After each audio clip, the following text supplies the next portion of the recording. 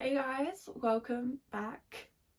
My name is Dara and this is a weekly kind of recap for you guys, but also for myself because I'm really enjoying being able to document and record what's been going on and kind of the week by week process now that things are kind of moving, and I feel like it is giving me hope. And looking back at where I was at the beginning of January compared to now being at the beginning of March, a lot not a lot has changed, but a lot has happened, which is really motivating.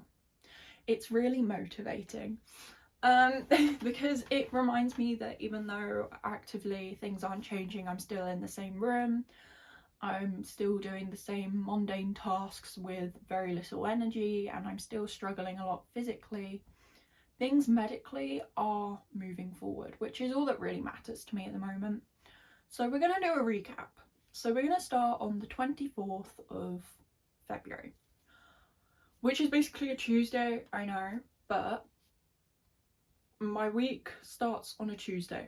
It doesn't start on a Monday. Mondays are my worst days, possibly, because it is normally the longest time that I've gone without a transfusion, because normally I get my transfusions on Tuesday. So Mondays are very much, I'm down in the dumps, I can't do anything, my fatigue is insane. But last Tuesday was a little bit different. It had been around 3 weeks since my last blood transfusion, which is crazy work, by the way, that I went 3 weeks without transfusion. So we went up to London, to King's, and I got a transfusion, though I did dress up very much that day. I'm not sure how I feel about the eyeshadow, but I do love the process of getting ready, hence today. I'm not going anywhere. Like, even Instagram stories were seeing this shit. Like, I was happy with myself, I was feeling it. And basically I didn't get a transfusion of blood on Tuesday. I got a transfusion of platelets on Tuesday because we ended up waiting around for a very long time to be told my platelets are the lowest they'd ever been. And it wasn't surprising because of how bad I was feeling, and then I had to go back on Thursday. We're getting ahead of myself.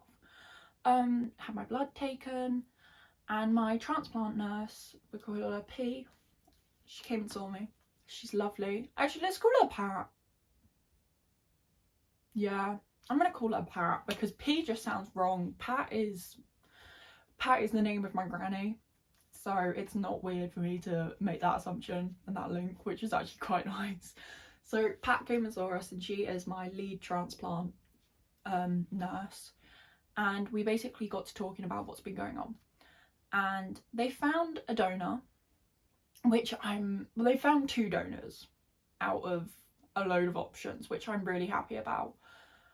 The next 4 weeks is them doing intensive testing on the donor, like organising what dates work best for the donor, things like that. And we're still looking at a projection of me going into hospital this time next month, so beginning of April, for a 4 to 6 week inpatient.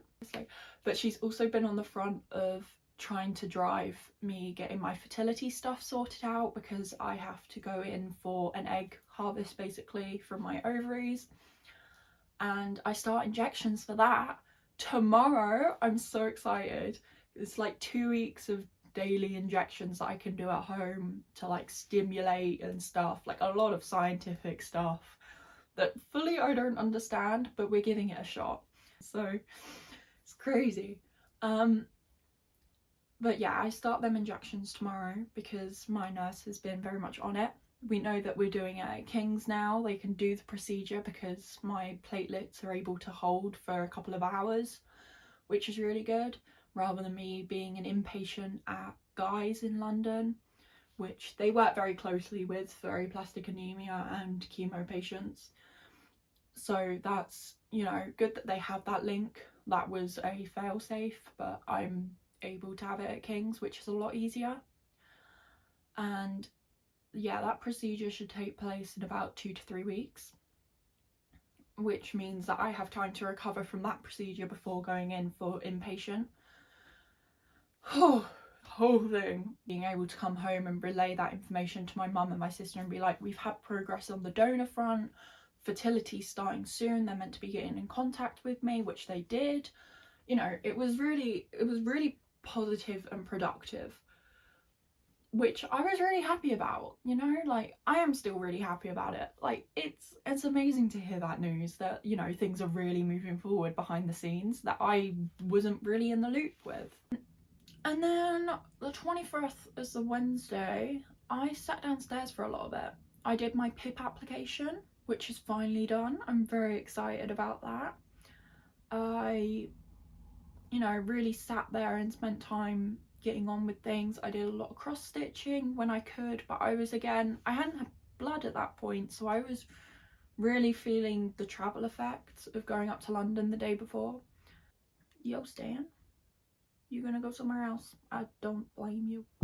Have skipped the Thursday where I did go and get blood, saw my nurse B, really talked through a lot of things, just one-to-one, but again in the day unit, so it wasn't very private or anything, but it has allowed us to kind of organise Wednesdays. We'll have a call, just the two of us, talk about things, see how things are going with me mentally, because I told her about the mental struggles I was having at the beginning of last month and how that affected me, and, you know, especially my appetite. I need to be at my A game, being healthy, having all of this good nutrient stuff, because when I go to hospital I'm going to lose a lot of weight, and that was something that she was very adamant that we needed to talk about. But I kind of just deferred and was like, I've got therapy. I had therapy on Friday, and we talked through a lot of my eating issues at the moment, my mental health, how I feel about being at home. You know, I'm really proud of myself in that aspect. Yeah, I am really proud of myself in the fact that I have options for support and I'm not isolating away from them, because talk to me 3 years ago and I would have just gone, nah, I'll be fine, I can sort it out by myself. Like, I'm actually really proud of myself for being like, this is a bad situation, I need help. But also I'm not able to rely on, say, friends, because they're 4 hours away. So that has definitely pushed me towards reaching out to more like medical professional like support systems, which is really great. The 27th, that was Friday, fertility reached out, called me, really talked to me. Yeah. I spent Friday and Thursday nights proofreading my sister's psychology coursework because she was running out of time, and I was like, I can help. So I went back to full on uni student mode, and I was like, I really don't miss this about uni. That was funny. This weekend as well has been quite good. Saturday I got to spend a lot of time with my sister, really enjoy her not having assignments due and us kind of really bonding and having time together. And then yesterday went up for a blood test at King's, came back and spent the whole day kind of just not really knowing what to do with myself. I won't lie, you know, my bingo card goal of less screen time hasn't really kicked in yet. I wasn't feeling very motivated to do anything, and that's something that I have to not beat myself up about, because let's be real, what's actually driving me to make a change when nothing else is changing right now? But yeah, that's kind of like how my week has gone. I'm really happy with how much progress was made. I will say that the awful posture that I had while doing my sister's assignment, it's made me realise how much of a gremlin I can actually be in that moment in time. But I will say the look I was giving is so relatable for any student whatsoever, with the messy bun, the blue light glasses, crouched over a computer, you know, really feeling it. And especially in bed. And then, you know, I really dressed up yesterday as well. I think that's something, like Thursday I did not dress up. The one day that my nurse B comes to see me, and his back, I did not dress up, and it was actually kind of sad.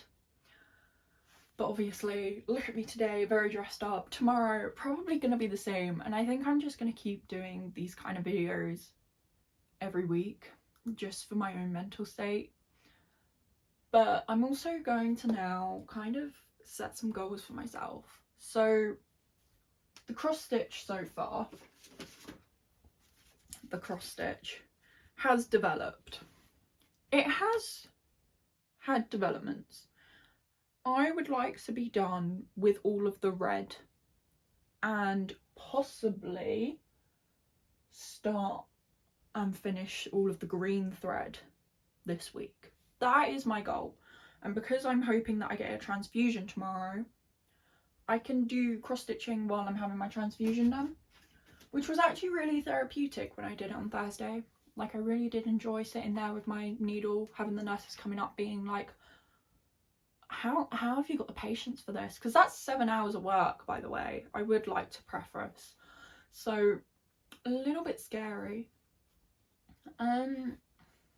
Another goal would basically be every morning I need to get up.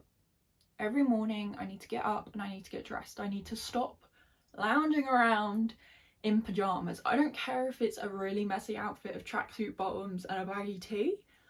I'm dressed. I'm in clothes that I don't mind other people seeing me then, because being in pyjamas and being seen in them, that's a little bit embarrassing. I ain't doing that again, because I did live in my pyjamas for a lot of last week. But I have got to remember to be quite kind to myself, because I was 3 weeks without a transfusion. It's a balance game. It's a balancing game. And you know, I think I'm really feeling good at the moment this week. Last week was a little bit of an up and down. I had a little bit of a wobble about the mortality rate, and I really struggled physically, so that really just knocked onto me emotionally, and I'm hoping to avoid that all over again. At any point in my journey with this is not something I want to go through again. Kind of come to the conclusion that when I get my tattoo over the scar of my PICC line, I want this over it. It would be around here rather than here, but I might just make it a whole band of florals. But this is kind of like the design I want to go with, which I'm really happy with, that this is now a sleeve that I can go, I want this forever, to kind of memorialise and remind myself every day that, you know, I had something quite invasive put into me that has helped me get my life back. And I had it confirmed that I'm going to have a Hickman put in, because I've got to go through a round of chemo. And you know, I'm looking forward to figuring out what tattoo I want over that scar. I don't know if it'll just be the one side. I think I'd want it mirrored over my chest. So it's, again, a lot of creativity and a lot of optimism is how I'm facing all this. I'm kind of getting myself back on track to a point where I am not going to be just kind of existing. I'm actually going to feel like I'm living even just half of a life at the moment in time, which is, it's really nice to feel. But yeah, that is my update. I hope you enjoyed, and I will hopefully see you again next week with more good news. This has been such good news, or at least with more progress and feeling like everything's going well.